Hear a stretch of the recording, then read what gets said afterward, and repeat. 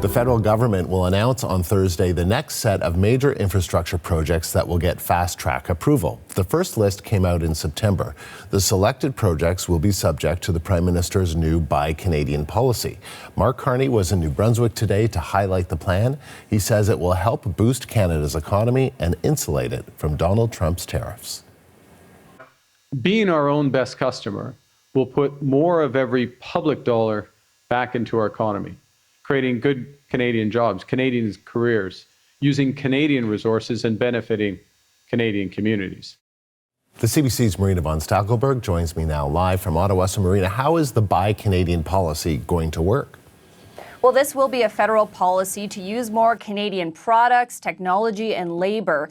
And the budget last week outlined exactly how that will be done in terms of it no longer being a best effort to do this, but a clear obligation.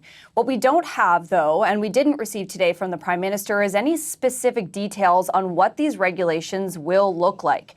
What we do know is that this policy will apply to all federal agencies and Crown corporations, federal procurement and federal infrastructure funding, Build Canada Homes, the housing program, the defense industrial strategy.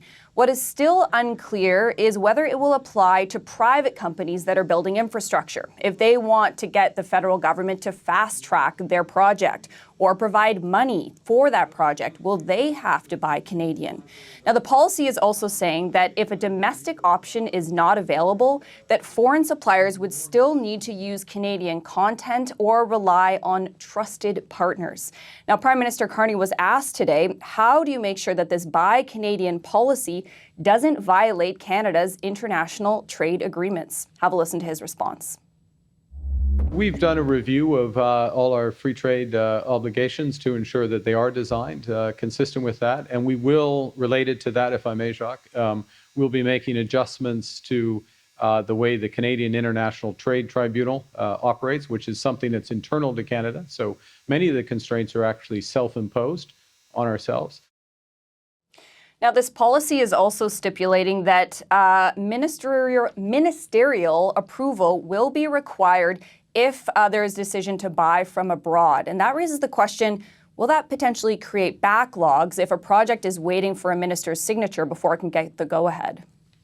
So, Marina, is there anything that could hold this Buy Canadian policy back and make it difficult to implement? Yeah, so there is questions about how this will actually be implemented and sort of what sort of regulations the federal government will be putting on these policies. And obviously this is a good politics idea in the sense that Canada is facing a threat to our sovereignty and our economy from the United States. But we are also dealing with inflation and the high cost to construct things in this country. And the question is, too, do we have full capacity to buy Canadian for everything that we want to build here in Canada? Ontario Premier Doug Ford has pointed out the fact, for example, that construction steel is not widely made here in this country.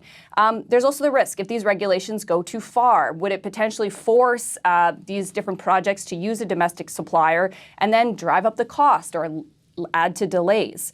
Now, Carney was asked about that. He did not address that question specifically, but he did say that the money is there, that the approvals will be there, that there will be opportunities for companies, he says, as well as for large-scale demand for skilled labor. So setting the stage, essentially saying that there will be support there and there will be measures there in place. And how is the Canadian steel industry reacting today? Yeah, so a colleague of mine here in Ottawa spoke with the Steel Producers Association, and they are very supportive of this. They say it won't solve the crisis, but it will help. It will provide stability, they say, for both the companies and workers. And pointing out the fact that the Canadian steel industry right now has the capability in their eyes to make about 80% of what the industry here in Canada wants. But the steel industry says it is a myth that this would make steel here more expensive. Have a listen to their response.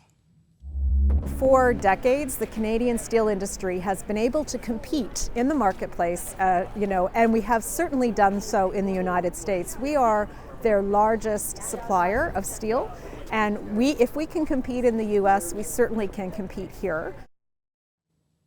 The steel industry does say, Catherine Cobden there, that they really want to actually see, though, again, what these regulations truly are. They have been told that they will be released sometime this month. And they said that the federal government doing this Buy Canadian policy is a good step, but they're really curious to see if provinces, territories, and municipalities will also sign on to this. And also pointing out that this needs to be at a large scale. Even just one infrastructure project, even if it's a big one, the industry says that that may only be enough to keep the steel industry going for a couple of weeks just with one single project. Marina, thank you. The CBC's Marina von Stackelberg.